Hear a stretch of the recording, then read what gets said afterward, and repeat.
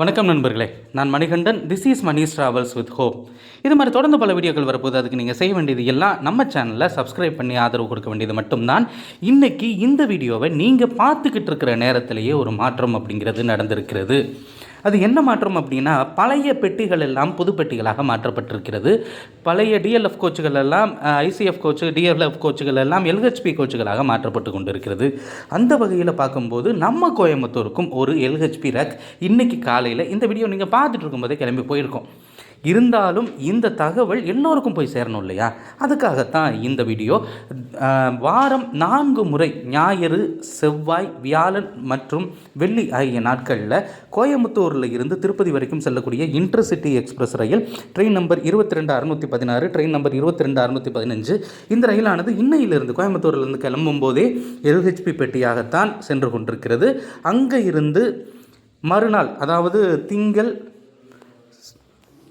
புதன், வியாழன் மற்றும் சனிக்கிழமைகளில் திருப்பதியில் இருந்து கிளம்பி கோயம்புத்தூர் வரும்போதும் எல்ஹெச்பி பெட்டியாக நாளையிலிருந்து அந்த ரயிலானது இயக்கப்படும்.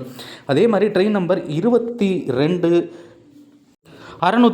ட்ரெயின் நம்பர் 22618, இந்த ரயில் திருப்பதியில் இருந்து பெங்களூர் வரைக்குமே டெடிக்கேட்டடாக இயங்கக்கூடிய இந்த ரயிலுக்கும் எல்ஹெச்பி கோச்சை ஒதுக்கியிருக்காங்க. அதாவது நாளையில் இருந்து 21ஆம் தேதியில் இருந்து ஆக மொத்தம் 2 ரயில்கள் திருப்பதியை நோக்கி செல்லக்கூடிய 2 முக்கியமான ரயில்களுக்கு பழைய பெட்டிகள் மாற்றப்பட்டு புதிய எல்ஹெச்பி வகையிலான பெட்டிகள் வழங்கப்பட்டிருக்கிறது அப்படிங்கிற தகவல் நமக்கு கிடைத்திருக்கிறது.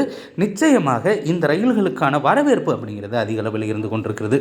சமீபத்தில் தான் நம்ம கோயம்புத்தூர்லேருந்து திருப்பதி நோக்கி செல்லக்கூடிய அந்த இன்டர்சிட்டி எக்ஸ்பிரஸ் ரயிலுக்கான நேரம் எந்தெந்த ஸ்டேஷனில் எப்போ சேருது அப்படின்னு போட்டிருந்தோம். அதற்கு நல்ல வரவேற்பு இருந்தது. ஆனால் திடீர்னு அதற்கான பழைய பெட்டிகள் எல்லாம் மாற்றப்பட்டு புதிய பெட்டிகளாக இன்னையிலிருந்தே ஓடும் அப்படின்னு நானும் நினைக்கல. மகிழ்ச்சியான விஷயம்தான். எல்லா ரயில்களுமே எல்ஹெச்பி பெட்டிகளாக மாற்றப்பட வேண்டும் அப்படிங்கிற கோரிக்கை அப்படிங்கிறது ரொம்ப நாளாகவே இருந்துக்கிட்டு இருக்கு. அது ஒவ்வொரு ரயிலாக படிப்படியாக நிறைவேற்றப்படுவது அப்படிங்கிறது ரொம்பவும் மகிழ்ச்சியான விஷயம்தான். இந்த வீடியோவில் நான் கொடுத்த தகவல்கள் உங்களுக்கு போதுமானதாகவும் அதே நேரத்தில் பயனுள்ளதாக இருந்திருக்கும் அப்படிங்கிற நம்பிக்கை எனக்கு இருக்கிறது. அடுத்த ஒரு வீடியோவில் பார்ப்போம். அது வரைக்கும் நன்றி, வணக்கம்.